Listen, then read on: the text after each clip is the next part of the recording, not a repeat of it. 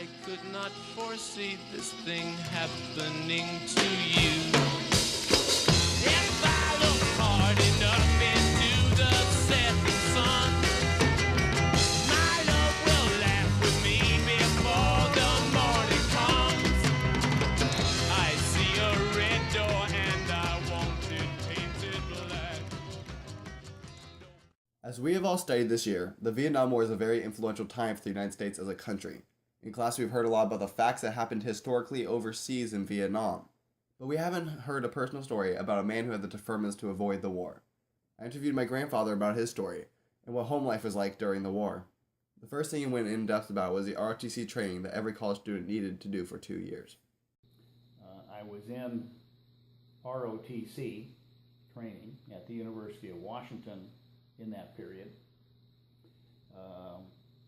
Every undergraduate college student had to have 2 years of mandatory ROTC at that point. ROTC training was mandatory because they wanted young adults to have at least a little bit of training before going into Vietnam.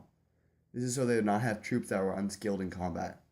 Although ROTC was mandatory, many would protest against having ROTC on campus. On top of that, they would protest on campus about the actual Vietnam War. One of the most famous demonstrations was at Kent State on the first few days of May. This was one of the biggest protests on campus against the war. The National Guard killed 4 students and wounded 9 others. My grandfather remembers protests, such as the one at Kent State, happening where he went to school at the University of Washington.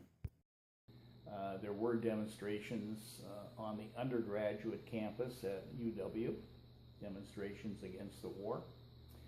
I was really never a part of that. I even rarely saw the student newspaper. We were legally students, but we were essentially treated as laboratory researchers. So I was really never a part of an undergraduate campus. Although my grandpa was not part of the demonstrations on campus, he did realize what was going on campus and the horrors that were happening overseas. My grandpa luckily was able to escape what happened overseas in Vietnam through deferments he got by the US government. People could get deferments through college, marriage, having a child or children, and many others. Here my grandpa speaks about his deferments that he got by the US government.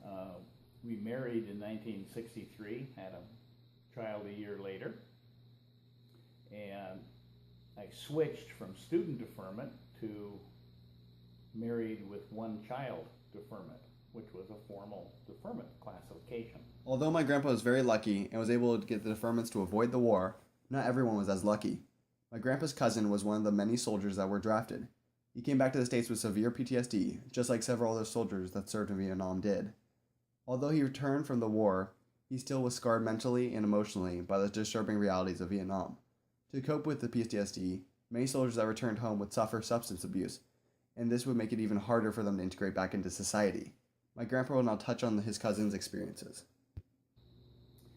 I did have one cousin who perchance died this last year, who did go to Vietnam, had a horrible experience. He was a helicopter gunner in Vietnam.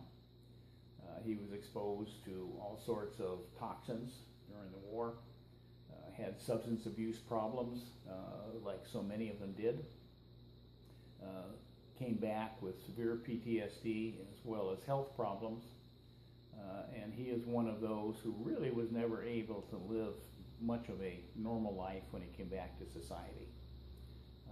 He was not welcomed back, much as our Middle Eastern veterans are. My grandpa next spoke about what happened when the soldiers returned home, and his opinion how America dealt with the soldiers that were struggling with PTSD.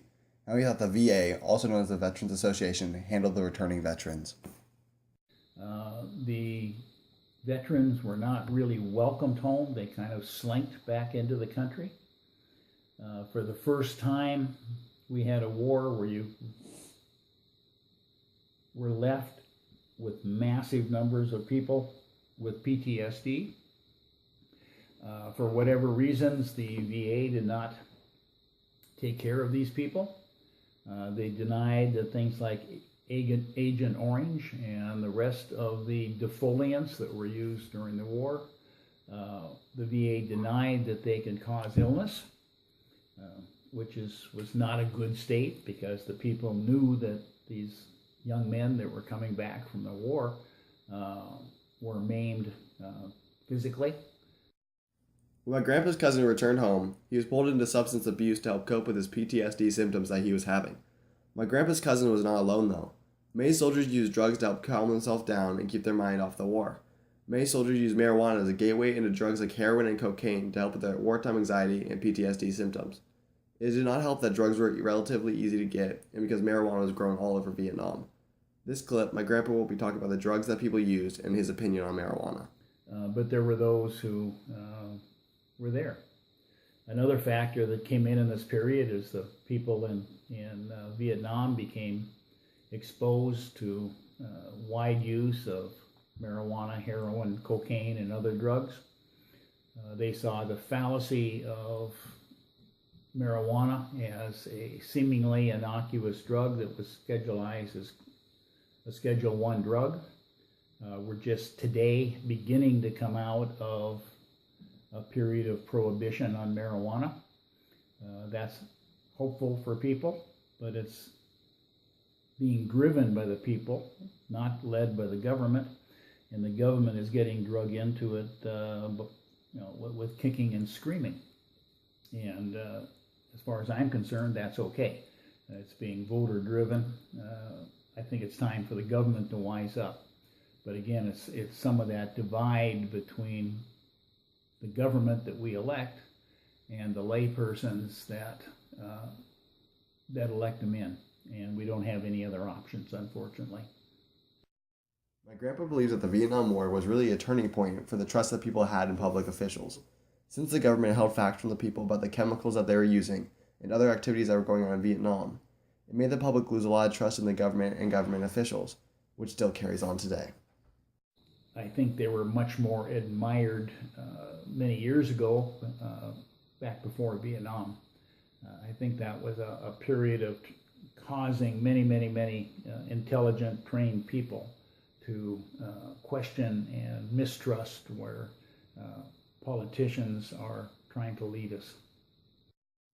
Although my grandpa never served in Vietnam or in any other war, he still always questioned if war was ever good for anyone. He has many questions and doesn't really know what the right thing to do is, and he does not believe that anyone will ever know how to deal with war. My grandpa will now share his questions that he has on war. Are you taking the Christian approach or not?